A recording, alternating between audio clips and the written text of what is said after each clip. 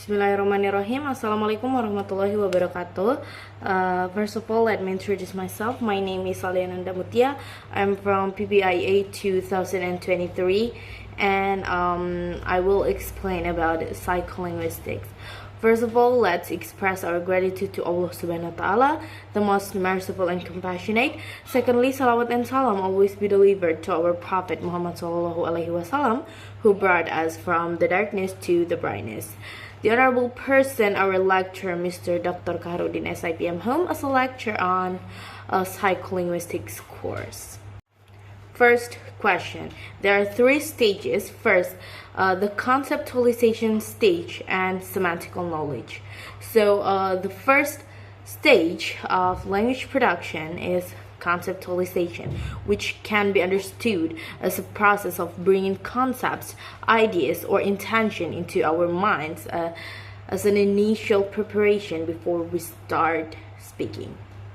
And then the second one is the formulation stage and syntactical knowledge.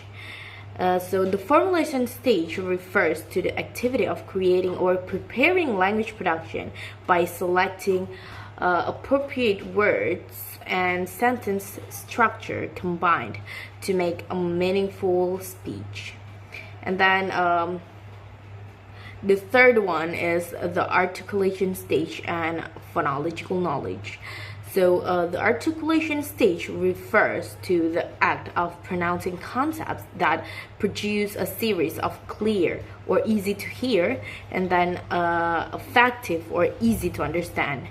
And to be able to carry out the articulation stages with such a quality, we need phonological knowledge.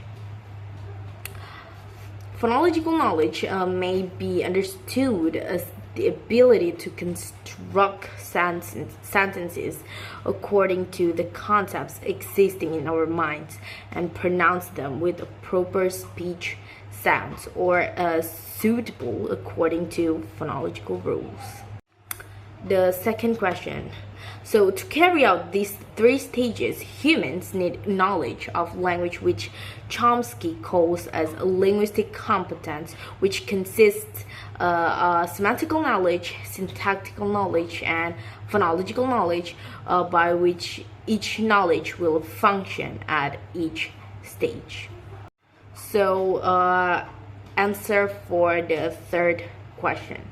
Yes, Kaharuddin 2021 defines it as a concept formulated in a speaker's head with regard to semantic knowledge, wherein P 2013 argues that semantic knowledge in the human mind is influenced by several rules, including first, decision about what situation to say, and then the second, effects about the situation, and the third, consideration of the spatial aspects of the message that need highlighting.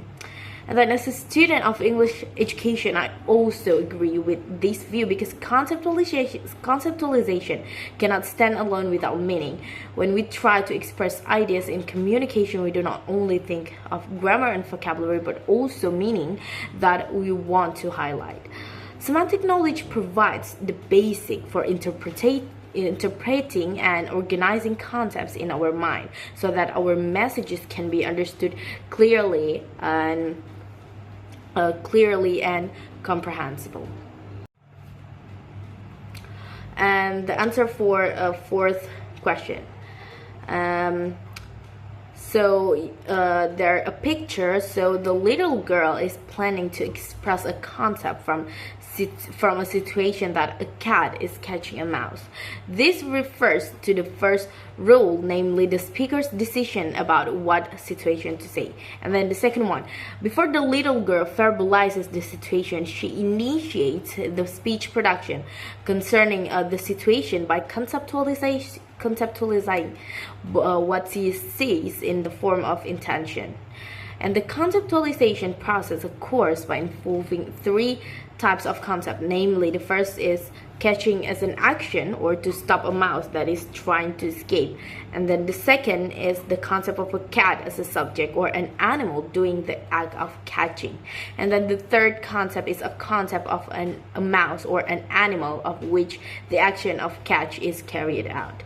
The existence of these three concepts will turn into facts because they are truth witnessed by the little girl. Thing that is known or proved to be real, true, and this refers to the second rule, that is the fact of the situation. And finally, the little girl is also include information concerning which facts or prior concept need to be highlighted, whether she needs to focus on highlighting the cat as a subject or the mouse as an object. This refers to the third rule, that is considering the special aspects of message that need to be highlighted. The answer for fifth question.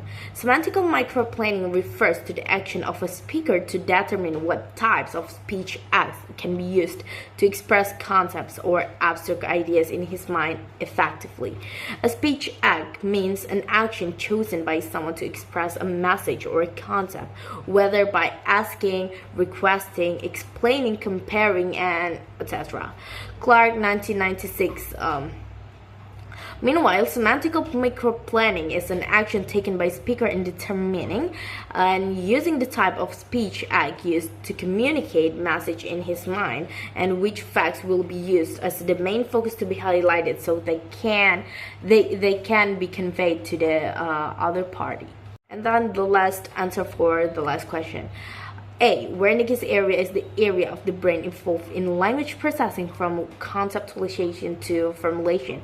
This section starts pre-linguistic activities or determining concept and choosing appropriate words and sentences and sentence structures. Then sends pre-linguistic information to Broca's area. What is Broca's area? So Broca's area is the part of the brain playing a role in producing speech. Therefore, the articulation stage is carried out by this part of the brain. And then the third is angular gyrus, that function of receiving language products up to the language comprehension stage. Okay, that's all from me. I sincerely appreciate all of your attention, and if there are any mistakes, I apologize previously. Wassalamualaikum warahmatullahi wabarakatuh.